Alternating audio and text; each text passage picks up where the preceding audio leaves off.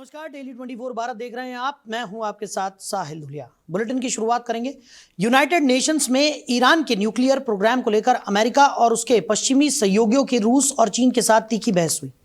यह बहस 15 सदस्यीय यूनाइटेड नेशन सिक्योरिटी काउंसिल की बैठक में हुई, जिसकी अध्यक्षता अमेरिका कर रहा था।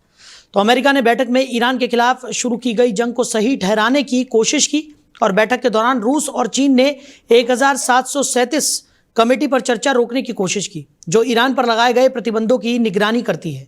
तो मतदान में 15 सदस्यों में से 11 ने चर्चा जारी रखने के पक्ष में वोट किया, जबकि रूस और चीन ने विरोध किया और 2 देशों ने वोट नहीं दिया। तो अमेरिका के प्रतिनिधि माइक वॉल्ट्स ने रूस और चीन पर ईरान की रक्षा करने का आरोप लगाया और सभी सदस्य देशों से हथियार प्रतिबंध और वित्तीय संसाधनों को फ्रीज करने की अपील भी की। इसके जवाब में रूस के राजदूत वासिली नेमेजिया और चीन के प्रतिनिधि फू कांग ने अमेरिका पर तनाव बढ़ाने और कूटनीतिक विफल करने का आरोप लगाया। अमेरिकी राष्ट्रपति डोनाल्ड ट्रंप ने ईरान के परमाणु कार्यक्रम को युद्ध का मुख्य कारण बताया और इसे रोकने के लिए सैन्य कार्रवाई की जरूरत भी बताई। तो आपको बता दें कि ईरान और इजराइल और अमेरिका के बीच में जिस तरीके की गतिरोध है, उसको लेकर यह महत्वपूर्ण बैठक हुई थी। आगे बढ़ते हैं। वहीं बॉलीवुड अभिनेता नवाजुद्दीन सिद्दीकी मुजफ्फरनगर पहुंचे। यहां उन्होंने अपने पैतृक क्षेत्र बुढ़ाना के गांव बुढ़ाना बंगार में करीब 55 बीघा कृषि भूमि खरीदी। तो जमीन खरीदने की प्रक्रिया पूरी करने के लिए अभिनेता सब रजिस्ट्रार कार्यालय भी पहुंचे, जहां उन्होंने जमीन से जुड़े दस्तावेजों पर हस्ताक्षर किए। तो बताया जा रहा है कि नवाजुद्दीन सिद्दीकी अपने पैतृक गांव में खेती और ज़मीन से जुड़े कार्यों को आगे बढ़ाने के उद्देश्य से ये भूमि खरीद रहे हैं। ज़मीन खरीदने के बाद उन्होंने आवश्यक कागजी कार्रवाई पूरी की। इस दौरान कार्यालय में मौजूद लोगों ने अभिनेता की एक झलक पाने के लिए उत्साह भी दिखाया। जानकारी के अनुसार अभिनेता ईद तक अपने पैतृक गाँव बुढ़ाना में ही रहेंगे और परिवार के साथ समय बिताएंगे। नवाजुद्दीन सिद्दीकी मूल रूप से बुढ़ाना क्षेत्र के निवासी हैं और अक्सर अपने गाँव आते रहते हैं। बॉलीवुड में अपनी दमदार अदाकारी के लिए पहचाने जाने वाले नवाजुद्दीन सिद्दीकी के गांव आने की खबर से क्षेत्र के लोगों में भी उत्साह देखा जा रहा है। तो इसी खबर पर ज्यादा जानकारी के साथ हमारे सहयोगी कुलदीप हमारे साथ जुड़ गए। कुलदीप, अभिनेता नवाजुद्दीन सिद्दीकी अपने पैतृक गांव बुढ़ाना पहुंचे, जहां उन्होंने एक जमीन भी खरीदी है। क्या कुछ जानकारी मिल पा रही है? देखिए, मैं आपको बताना चाहूंगा, ये सारा मामला जनपद मुजफ्फरनगर की बुढ़ाना कोतवाली का है, जहां पर जो फिल्म अभिनेता जो अपने पैतृक गांव जो बुढ़ाना पड़ता है वहां पर पहुंचे और उन्होंने एक 55 बीघे जमीन का रजिस्ट्री करवाया। वहीं हालांकि बता दें कि जो फिल्म अभिनेता नवाजुद्दीन सिद्दीकी है वे जमीनी किसान भी बताए जाते हैं और ये पहले से ही इनका खेती का कार्य भी था और लगातार वे अब अपने पैतृक गाँव में लगातार जमीनें खरीदते नजर आए हैं। वहीं आपको बता दें कि अब उन्होंने बुढ़ाना कोतवाली के जो सब रजिस्ट्रार कार्यालय है वहां पर पहुंचे। उन्होंने 55 बीघे का करीब बैनामा करवाया, जो गांव सफीपुर पड़ता है, और उसका बैनामा कराकर जो वह कृषि भूमि है और कृषि भूमि में ही उन्होंने यह कृषि भूमि के लिए ही यह बैनामा कराया है। जी बिल्कुल। और जिस तरीके से कुलदीप अगर बात की जाए, क्योंकि नवाजुद्दीन सिद्दीकी बेहद प्रचलित हैं लोगों के बीच और जिस तरीके से अपनी दमदार अभिनय के लिए वो जाने जाते हैं, जब वो बुढ़ाना पहुंचे तो वहां पर भी उनके फैंस काफी ज्यादा उत्सुक नजर आ रहे होंगे। देखिए, मैं आपको बताना चाहूंगा, ईद तक जो फिल्म अभिनेता है नवाजुद्दीन सिद्दीकी वे अपने आवास पर रहेंगे और उनका जो पैतृक गांव पड़ता है वो बुढ़ाना पड़ता है और वे मुंबई में रहते हैं और जो फिल्म अभिनेता भी है और विश्व प्रसिद्ध अभिनेता भी है। लगातार वह क्षेत्र में जब भी आते हैं, जो उनके फैंस हैं उनकी एक झलक पाने के लिए काफी उत्साही रहते हैं। अब फिलहाल जो बताया जा रहा है कि वह अपने घर पर मौजूद है और उनके साथ साथ जो उनके जो दर्शक है उन्हें देखने के लिए, उनकी झलक पाने के लिए काफी उत्साही रहते हैं। जी बिल्कुल। और क्योंकि अपने पैतृक गांव इससे पहले भी कई बार नवाजुद्दीन पहुंचे हैं, अक्सर बताया जाता है कि वो अपने गांव जाते हैं, वहां पर अपने परिवार के साथ समय बिताते हैं, अपने आस पड़ोस के जो लोग हैं उनके साथ वो समय व्यतीत करते हुए नज़र आते हैं। और अब खेती बाड़ी को भी आगे बढ़ाने के लिए उन्होंने ये ज़मीन की खरीद यहाँ पर की है। इससे माना जा सकता है कि कहीं ना कहीं अपनी जड़ों से जुड़े हुए नवाजुद्दीन सिद्दीकी नज़र आते हैं। देखिए, मैं आपको बताना चाहूंगा, जो फिल्म अभिनेता नवाजुद्दीन सिद्दीकी है वे बुढ़ाना क्षेत्र में नंबरदारों की लिस्ट में आते हैं।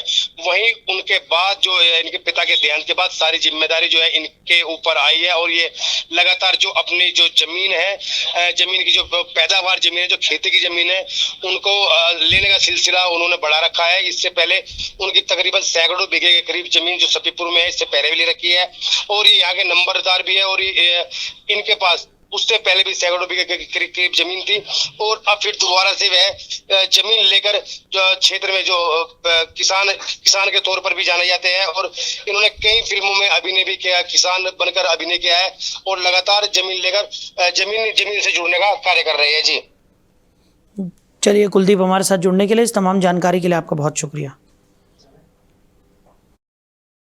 नवाजुद्दीन सिद्दीकी अपने पैतृक गांव बुढ़ाना पहुंचे थे, जहां पर उन्होंने एक ज़मीन भी खरीदी है और ईद तक अब वो अपने पैतृक गांव में ही रहेंगे, जहां अपने परिवारजनों के साथ वो ईद मनाएंगे और उनके साथ थोड़ा समय बिताते हुए भी नजर आएंगे।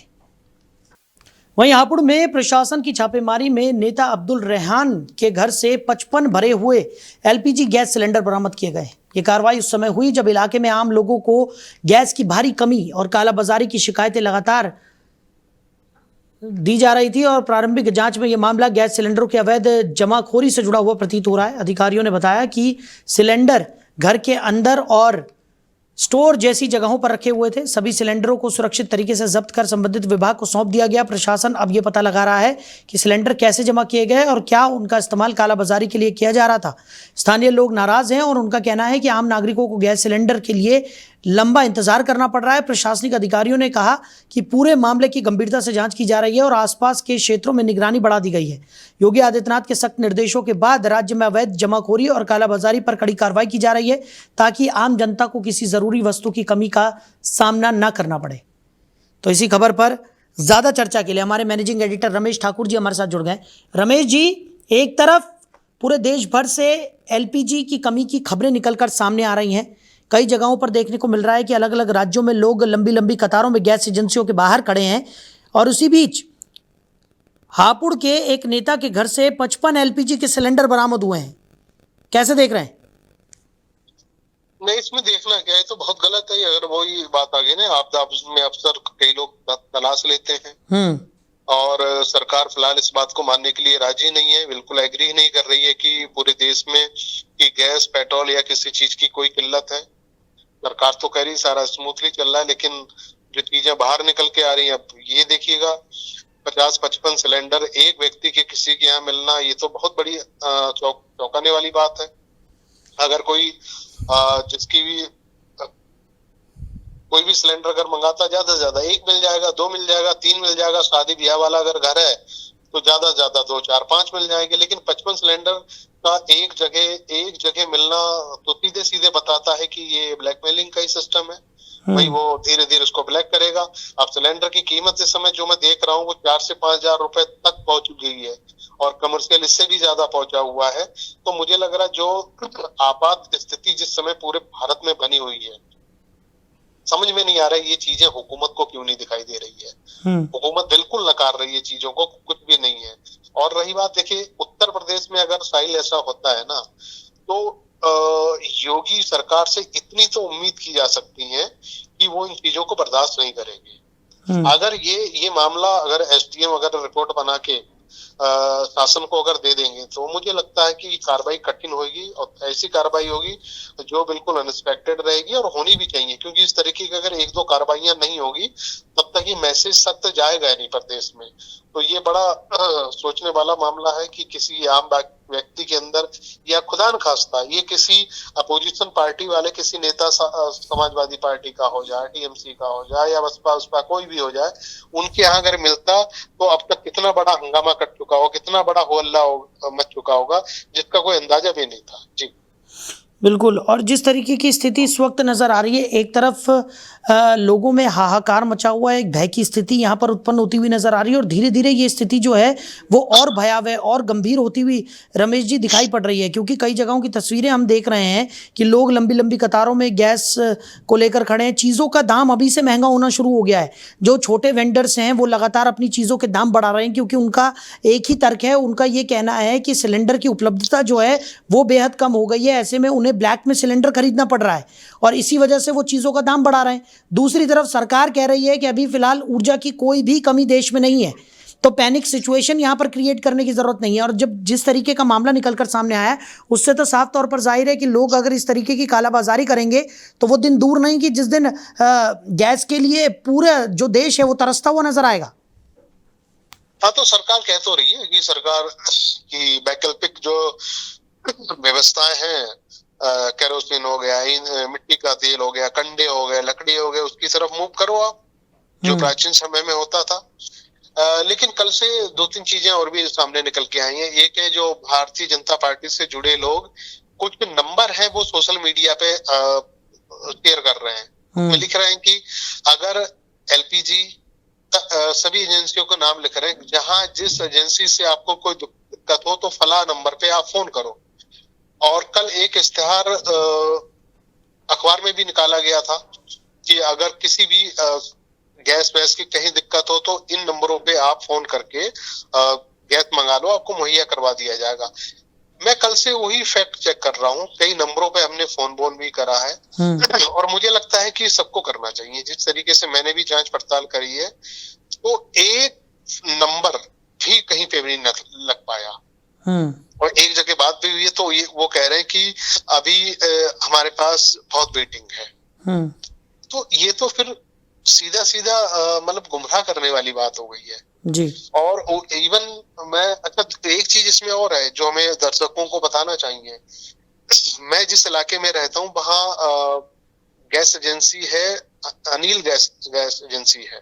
तो उनके जो मैनेजर अच्छी तरीके से जान पहचानने वाले, उनसे काफी देर तक मेरी बात हुई है। उन्होंने बहुत क्लियर कर दी चीजें। उन्होंने कहा ये जो भीड़ लगी हुई है, इसमें जरूरतमंद जो उपभोक्ता है घरेलू, वो कम है।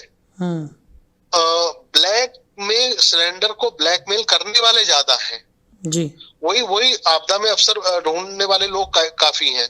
उनको लगता है किसी भी तरीके से 4 सिलेंडर का जुगाड़ हमने घर पे कर लिया, यहाँ तो मिल जाएगा 900 रुपए में, और उस सिलेंडर को बाहर बेचेंगे हम 5000 रुपए में। तो ऐसे लोगों की कतार ज्यादा है। वास्तविक लोगों के अगर देखा जाए, उससे ज्यादा ऐसे लोगों की कतार बहुत ज्यादा है जो सोच रहे हैं कि आगे उसको ब्लैकमेल कर सकते हैं। तो मुझे लग रहा है इस समय ऐसी पैनिक स्थिति में सरकार की जिम्मेदारी बनती है, पुलिस प्रशासन की जिम्मेदारी बनती है, वो वहां पे जाए, आइडेंटिफाई करे लोगों की किताब, जिस किताब से वो नंबर पहले बुक करवा चुके हैं, जिनको सिलेंडर जरूरत है, जिनकी बुकिंग है, उन्हीं को मिलना चाहिए। पता चला किसी और की किताब लेके बैठा हुआ है या और किसी तरीके से हथियाना चाह रहा, ऐसे लोगों के ऊपर सख्त से सख्त जब तक कार्रवाई नहीं होगी तो स्थिति ऐसी ही बनी रहेगी। चलिए रमेश जी, हमारे साथ जुड़ने के लिए, इन तमाम चर्चाओं के लिए आपका बहुत शुक्रिया। तो कालाबाजारी रोकने के सख्त निर्देश सीएम योगी आदित्यनाथ की तरफ से भी दिए गए हैं और सिलेंडर की अवैध कालाबाजारी की खबरें लगातार निकलकर सामने आ रही थी, जिसके बाद अब सीएम योगी आदित्यनाथ ने भी संज्ञान लिया है। अधिकारियों को ज़रूरी दिशा निर्देश यहाँ पर दे दिए गए हैं और प्रशासन ने सभी सिलेंडर जो कि कालाबाजारी के चलते पाए गए उन्हें जब्त भी कर लिया है। बताया जा रहा है कि एक नेता के घर से 55 एलपीजी गैस सिलेंडर बरामद किए गए हैं। हापुड़ की यह घटना है और स्थानीय लोग गैस की कमी और कालाबाजारी से नाराज़ हैं, तो दूसरी तरफ नेता के घर पर इस तरीके से सिलेंडर की खेप मिलना कई सवाल यहां पर खड़े करता है। वहीं मुजफ्फरनगर में राजधानी दिल्ली के उत्तम नगर में हुए तरुण खटीक की हत्या के विरोध में गुरुवार देर शाम खटीक समाज के लोगों ने कैंडल मार्च निकालकर अपना आक्रोश व्यक्त किया। समाज के सैकड़ों लोगों ने हाथों में मोमबत्तियां लेकर शांतिपूर्ण मार्च निकालते हुए दिवंगत तरुण खटीक की आत्मा की शांति के लिए प्रार्थना की। कैंडल मार्च की शुरुआत महावीर चौक से हुई, जो प्रकाश चौक और झांसी रानी चौक होते हुए शिव चौक पर जाकर खत्म हुआ। मार्च में बड़ी संख्या में समाज के युवा, महिलाएं और बुजुर्ग शामिल हुए। सभी ने मोमबत्तियां जलाकर शांतिपूर्वक न्याय की मांग उठाई। शिव चौक पहुंचने के बाद लोगों ने दिवंगत तरुण खटीक की आत्मा की शांति के लिए 2 मिनट का मौन भी रखा। इस दौरान माहौल भावुक हो गया और लोगों ने घटना की कड़ी निंदा करते हुए दोषियों के खिलाफ सख्त कार्रवाई की मांग की।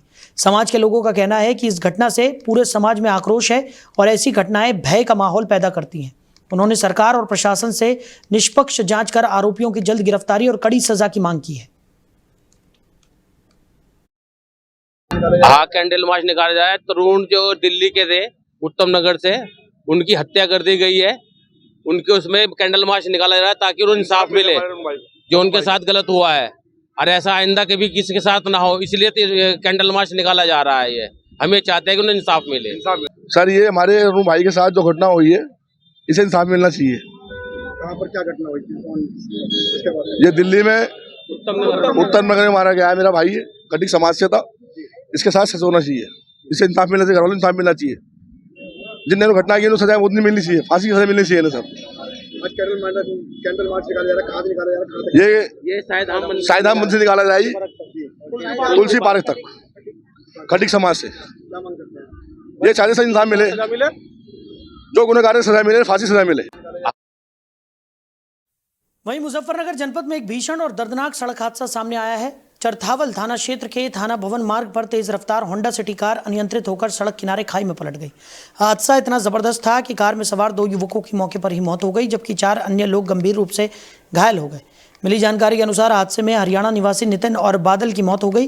वहीं आशु, शुभम, कपिल और विशाल गंभीर रूप से घायल हो गए। दुर्घटना के बाद मौके पर आसपास के लोगों की भीड़ जुट गई और तुरंत पुलिस को सूचना दी गई। सूचना मिलते ही चरथावल थाना पुलिस मौके पर पहुंची और घायलों को तत्काल अस्पताल भिजवाया, जहां उनका इलाज चल रहा है। वहीं पुलिस ने दोनों मृतकों के शवों को कब्जे में लेकर पोस्टमार्टम के लिए भेज दिया है। प्रारंभिक जांच में सामने आया है कि कार तेज गति में थी, जिसके कारण चालक वाहन पर नियंत्रण नहीं रख सका और कार सड़क किनारे खाई में पलट गई। पुलिस मामले की जांच में जुट गई है और हादसे के कारणों का पता लगाया जा रहा है। इस दर्दनाक घटना से मृतकों के परिवार में शोक की लहर है। वहीं उत्तर प्रदेश के मुजफ्फरनगर जनपद में सोशल मीडिया पर एक वीडियो तेजी से वायरल हो रहा है, जिसमें कुछ शरारती बच्चे नगर के सौंदर्यीकरण के लिए बनाए गए महर्षि सुखदेव आरोग्य पथ पर पत्थरबाजी करते हुए नजर आ रहे हैं। तो ये पथ मेरठ रोड पर जिलाधिकारी आवास के सामने लगभग 1 करोड़ रुपए की लागत से बनाया गया है। बताया जा रहा है कि इस आरोग्य पथ का निर्माण नगर के सौंदर्यीकरण और लोगों को स्वास्थ्य के प्रति जागरूक करने का उद्देश्य से कराया गया था। यहाँ पर मॉर्निंग वॉक, एक्सरसाइज और बच्चों के लिए किड्स जोन जैसी सुविधाएं भी विकसित की गई हैं। इस सुंदर पथ का कुछ समय पहले कपिल देव अग्रवाल की तरफ से उद्घाटन किया गया था। वायरल वीडियो में कुछ कम उम्र के बच्चे इस पथ पर पत्थर फेंककर तोड़फोड़ करते दिखाई दे रहे हैं। वीडियो सामने आने के बाद पुलिस भी सक्रिय हो गई है और मामले की जांच शुरू कर दी गई है। इस संबंध में सिद्धार्थ के मिश्रा ने बताया कि 11 मार्च की रात का एक वीडियो संज्ञान में आया है, जिसमें कुछ नाबालिग बच्चे तोड़फोड़ करते दिखाई दे रहे हैं। फिलहाल मारपीट की पुष्टि नहीं हुई है और पूरे मामले की जांच की जा रही है। जांच के आधार पर आगे वैधानिक कार्रवाई की जाएगी। ये एक वीडियो और संज्ञान में आई है पुलिस के, जो कल रात 11 मार्च की एमडीए के डीएम साहब के आवास के सामने की है, जहां पे कुछ कम उम्र के ही बच्चे जैसे लग रहे हैं जो कि तोड़ फोड़ कर रहे हैं। मारपीट की पुष्टि नहीं हो पाई है और इसकी आगे की जांच की जा रही है और जैसा होगा वैसी विधिक कार्रवाई की जाएगी। ये एक वीडियो और संज्ञान में आई है पुलिस के, जो कल रात 11 मार्च। वहीं मुजफ्फरनगर जनपद में गुरुवार को एक भीषण सड़क हादसे में 2 युवकों की मौत हो गई, जबकि 4 युवक गंभीर रूप से घायल हो गए। बताया जा रहा है कि एक होंडा सिटी कार में सवार युवक ननौता से जलालाबाद लुहारी गांव में एक बारात में शामिल होने आए थे। इसी दौरान कार अनियंत्रित होकर सड़क किनारे खाई में जा गिरी और एक पेड़ से टकरा गई। हादसे में कार सवार बादल और नितिन की मौके पर ही दर्दनाक मौत हो गई, जबकि विशाल, आशु, शुभम और कपिल गंभीर रूप से घायल हो गए। सूचना मिलने पर पुलिस मौके पर पहुंची और घायलों को कार से निकालकर अस्पताल में भर्ती कराया। घटना ने उस समय नया मोड़ ले लिया जब घायल आशु ने कार चालक शुभम पर हत्या का आरोप लगाया। आशु का कहना है कि उसके भाई नितिन और चालक शुभम के बीच पहले से विवाद चल रहा था और सड़क खाली होने के बावजूद भी शुभम ने जानबूझकर कार को पेड़ से टकरा दिया। घायलों को उपचार के लिए सीएचसी चरथावल लाया गया, जहां डॉक्टर वासिफ ने 2 युवकों को मृत घोषित कर दिया। फिलहाल पुलिस पूरे मामले में सभी पहलुओं से जांच पड़ताल कर रही है। लोग एक ही गाड़ी में इनका एक्सीडेंट हुआ था, यहाँ पे हमारे पास आए थे, इसमें 2 मृत घोषित कर दिए थे हमने आते ही।